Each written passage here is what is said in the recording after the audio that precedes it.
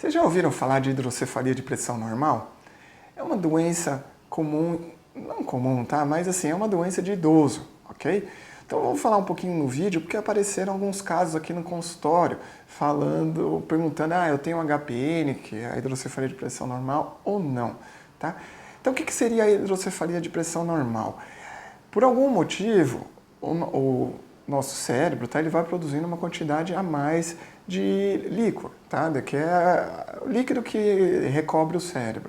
E com o decorrer da doença, porque não é um quadro agudo, ele vai sendo durante meses, até anos, esse aumento, então vai tendo uma plasticidade do cérebro para não aumentar a pressão. Então ele vai conseguindo comportar. Então aumenta a quantidade de líquido sem aumentar a pressão intracraniana, tá? Por isso que é a hidrocefalia de pressão normal.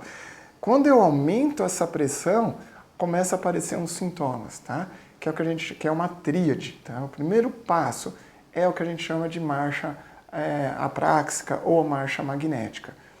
A apraxia de marcha seria o quê? É o paciente desaprender a apraxia seria o paciente desaprender algo que aprendeu prévio. Então, por exemplo, o andar. Então, a apraxia de marcha, o paciente vai começar a andar, ele arrasta o pé. Então, ele vai andar arrastando o pé, ok? Que a gente chama de marcha magnética. Parece que tem um ímã segurando o pé do paciente, ele não consegue levantar. Como que a gente vê? Uma sola de tênis mais gasta, na hora que ele está andando, ele arrasta muito esse pé, tá? Ele não consegue levantar, ele fala, não consigo, não dá, meu pé gruda. Isso é o chamado marcha magnética, apraxia de marcha. É o primeiro sintoma. Se eu não fizer nada, o próximo sintoma é uma incontinência urinária. Então, o paciente começa com um quadro de apraxia de marcha, dificuldade para andar, daqui a pouco ele começa a ter uma perda de urina. Tá? Essa perda de urina espontânea, ele não consegue controlar, e era uma pessoa que controlava totalmente. E o terceiro ponto é um quadro demencial, que aí é muito mais difícil a reversão. O ideal é a gente pegar o paciente nesse quadro, ou de marcha, ou na incontinência. O ideal é na marcha, antes começa a incontinência. Quanto mais precoce o tratamento, melhor, ok? Ok, então vamos lá. Eu estou diante de um paciente com uma apraxia de marcha. O que eu tenho que fazer? Avaliar, claro, fazer um exame neurológico, verificar se tem algo a mais que chama atenção, tá? Se tem algum sintoma diferente, tá? Para pensar em outras doenças, mas eu tenho que pedir um exame de imagem. Principalmente, o ideal, se tiver no mundo ideal, uma ressonância de crânio.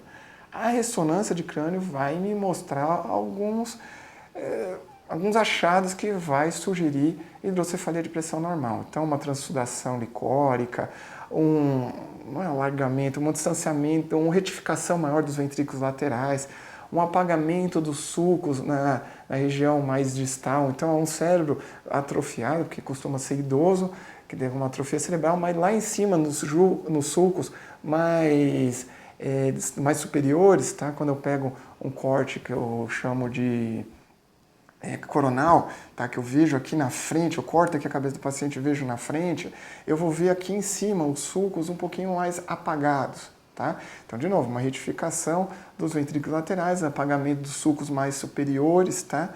Essa transsudação, então tudo isso me ajuda para chegar no diagnóstico de HPN. Então, de novo, eu tenho que ter o mais importante, a clínica. Eu tenho que ter clínica para falar em HPN. Aí depois eu vou correr atrás do exame de imagem. O que aconteceu aqui esses dias no consultório? Veio uma senhora que fez uma ressonância em outro lugar e veio na ressonância sugerindo HPN. O problema, ela não tinha sintomas. A marcha dela era normal, tá? Ela tinha até desequilíbrio, mas ela não tinha a característica da marcha, que é a marcha apráxica, a marcha magnética, arrastando o pé. E ela veio para escutar uma segunda opinião, terceira, ela foi até depois em outros colegas que eu fiquei sabendo. Mas, de novo, ela não tinha a característica da marcha. Assisti uma aula de um neurologista, acho que era americano, se eu não me engano, já faz um tempinho, que é um dos caras que mais entende de HPN no mundo. E ele falou, se eu não tiver clínica, tá, eu não posso falar em HPN, mesmo que a imagem seja sugestiva. Eu tenho que ter clínica para poder falar em hidrocefalia de pressão normal. Se eu não tiver, aquilo foi um achado. Eu posso até acompanhar o paciente para ver se ela desenvolve, mas naquele momento o tratamento não vai ser indicado, não vai ter benefício nenhum e pode até ter malefício no paciente. por exemplo, é uma cirurgia que eu vou falar para vocês. Pode ter infecção, tá? Pode fazer uma hipotensão, o paciente ter outras complicações, então tem que tomar cuidado. Primeira coisa, tem que ter clínica, tá? Não adianta nada fazer a ressonância e vir os achados sem ter a clínica. Se eu tiver clínica e ver a ressonância e ter os achados, aí ok, tá? Um dos testes que a gente faz depois, de novo, tem uma clínica, marcha magnética, continência urinária, tá? No paciente, e faço a ressonância, vem as alterações características. Um dos testes terapêuticos que eu posso ver se ele vai responder ou não ao tratamento é o que a gente chama de TAP test. O que é o TAP test? Um neurologista, algum colega, vai lá e tira uma quantidade de líquor, tá? O ideal é tirar uma quantidade alta, 30, 40 ml, tá? E ver, um dos sintomas mais precoces que a gente vê é a marcha do paciente. Então eu peço para ele andar antes da coleta do líquor e depois da coleta do líquor, tá? Imediatamente, tem que ser imediato. Acabou de coletar o líquor, tira a agulha e faz ele andar. E vamos ver se teve uma melhora no caminhar do paciente, se ele consegue ficar a perna mais leve, se ele conseguiu um tempo menor de andar nesse... eu mandei ele andar 100 metros, ele tinha feito em 1 minuto, ele baixou para 30 segundos. Opa, teve uma melhora importante. Então isso é uma indicação boa do tratamento, tá? Além disso, um TAP teste adequado, também o ideal é a gente fazer uma avaliação cognitiva antes e depois da coleta do líquor, tá? Uma das explicações, principalmente da melhora da marcha, é que com o aumento desse líquor, né, dessa hidrocefalia de pressão normal, ele acaba comprimindo as fibras que a gente chama do trato piramidal, que é o responsável pelo andar. Quando eu tiro o líquor, essa pressão diminui e passa mais estímulo, por isso que o paciente melhora, tá bom? O TAP test, tem pacientes que, até estava conversando com um colega, ele comentou que tem pacientes que têm o TAP test negativo, mas quando faz o tratamento, às vezes tem uma resposta boa.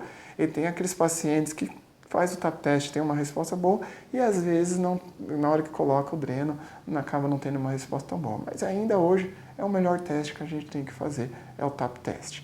Ok, o TAP test veio positivo, o tratamento é o quê? Aí é com o neurocirurgião. Ele vai colocar uma válvula dentro da cabeça, tá? Então, eu não vou entrar em técnica cirúrgica porque eu não entendo nada, mas ele coloca uma válvula dentro da cabeça, na região do ventrículo, tá? O ventrículo lateral é um deles.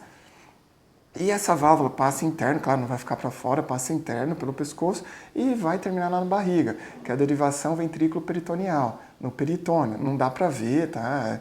Pessoas bem magrinhas até vai ver debaixo da pele alguma coisa passando, mas a maior parte não dá, é imperceptível. E essa válvula ajuda para diminuir essa quantidade de líquor, tá? Tem válvulas mais inteligentes que controlam a pressão, você deixa uma pressão limitada, ele viu que você subiu a pressão ou ele começa a drenar a quantidade, aí ele tira um pouco mais de líquor, tá? Então, de novo, HPN, eu preciso ter clínica, tem que ter uma ressonância adequada para poder indicar o tratamento. Se eu tiver uma ressonância e o paciente não tiver clínica, isso pelo menos naquele momento na HPN. Pode ser que desenvolva? Pode. Tá? Mas eu não vou indicar tratamento se o paciente não tiver clínica, ok? Vocês já tinham ouvido falar de HPN? Se não, escreva aqui, perguntem. Outras dúvidas também sobre a doença, se não conseguir explicar adequadamente, perguntem aqui também. Ou se querem que eu fale de outra doença neurológica, faça as perguntas aqui também que eu terei o maior prazer de responder. Um abraço e até semana que vem.